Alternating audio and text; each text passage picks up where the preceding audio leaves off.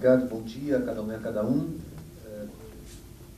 Cumprimento com especial carinho a Remesp, também presidida pelo amigo Celso Scaranello, que depois de uma frutífera e extensa trajetória no Senai, continua contribuindo para o avanço tecnológico do país, agora nessa posição na qual nós ouvimos, presidente da Remesp. Cumprimento com especial carinho a doutora Vera Ponsano, que resumindo, né, é a alma por trás e por dentro deste evento e de tantas outras iniciativas, junto com uma equipe que ela conseguiu mobilizar. Agradeço de antemão a participação do Dr. Johnny, do Dr. Marcelo, meu colega José Carlos, da Universidade de São Paulo. Brevíssimas palavras. A primeira tem a ver com a lógica deste painel.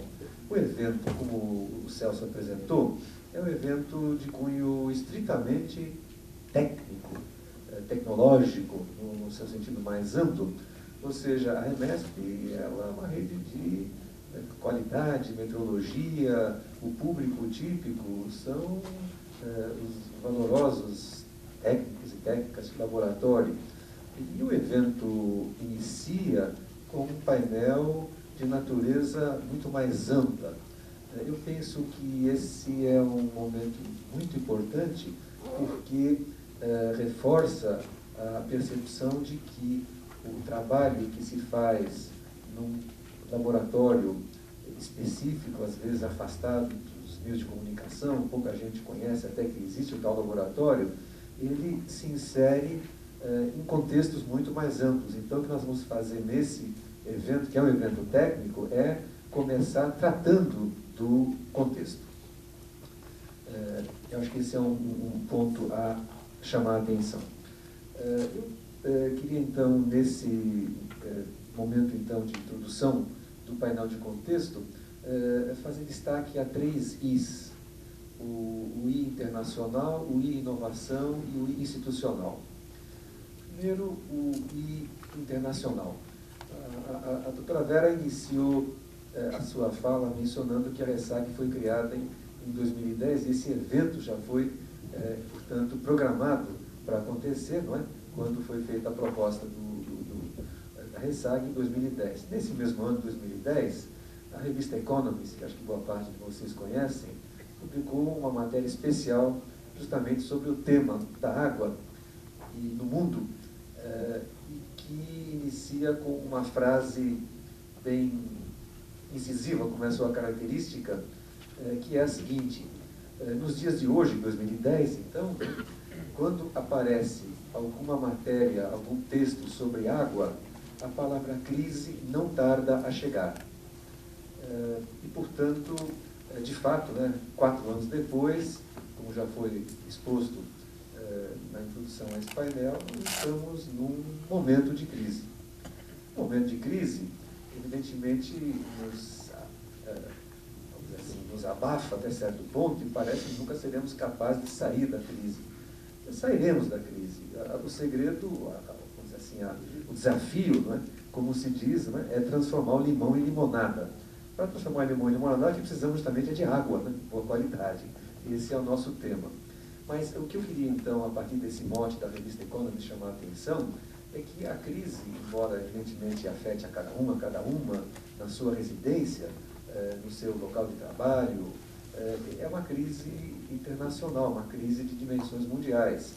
Vide o caso da Califórnia, vide o caso do Egito e tantos outros. E, portanto, é importante que tenhamos presente como outras nações e regiões estão lidando com o assunto e tenhamos abertura para buscar soluções conjuntas, aprender.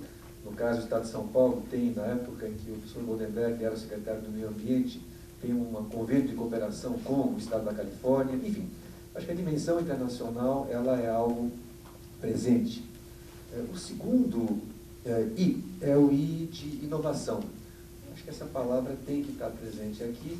Temos que buscar soluções inovadoras, seja de natureza estrutural, que envolve investimentos, obras, equipamentos, máquinas, estamos aqui na BIMAC, a casa, né, das máquinas, equipamentos, das soluções dessa natureza, mas também inovações de natureza social, soluções não estruturais, portanto.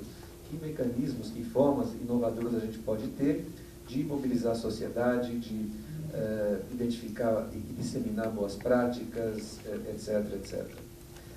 E, no caso, eu chamo a atenção porque nós tendemos a ver a situação como sendo definida previamente.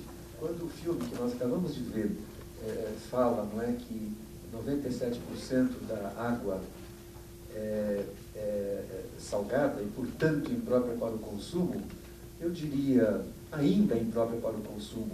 Há nações, Israel é um caso, e outras no Oriente Médio, que já se abastecem em grande medida de água, enfim, salgada na origem, e membranas e tudo isso daí foram transformadas em água potável. Portanto, a tecnologia, ou a inovação tecnológica, melhor dito, é o que transforma os 97, pode transformar, não é, o que ainda não é factível em alguma coisa que seja factível.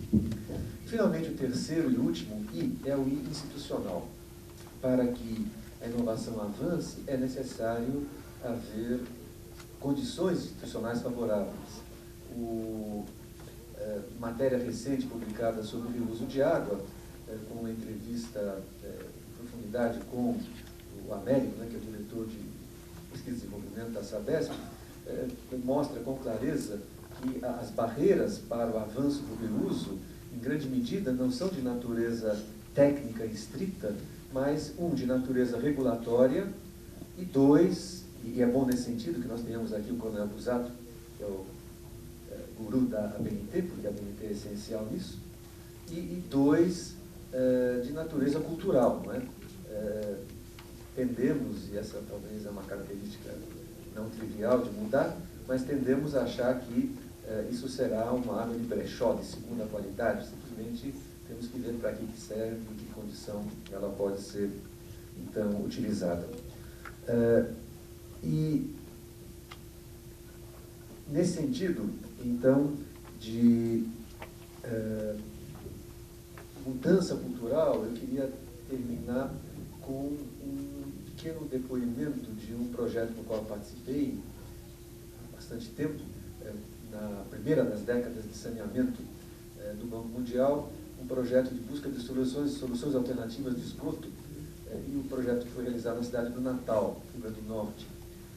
A ideia era identificar, a partir de soluções da comunidade, o que é que se poderia fazer para diminuir as questões de doença hídrica e por aí, e melhorar o tipo de solução. A maior dificuldade foi justamente a mudança cultural, fazer com que o governo, a sociedade, aceitasse uma solução que não fosse aquela solução padrão, frequentemente inscrita em manuais que foram copiados de manuais do exterior e, portanto, soluções não tropicalizadas. Eu acho que esses três aspectos é o que eu queria, nesse momento inicial do painel, chamar a atenção: a dimensão internacional, a dimensão da inovação e a dimensão institucional. Passo, então, imediatamente a palavra ao nosso primeiro palestrante, Dr. Johnny Pereira dos Santos, que fará, então, essa conferência de abertura, representando o Ministério das Cidades. Agradeço demais a sua presença, já conversamos pelo telefone e já nos entendemos anteriormente, ele mandou um belo texto. E eu só queria chamar a atenção que o Brasil é um país fortemente urbanizado. Nos BRICS, não é?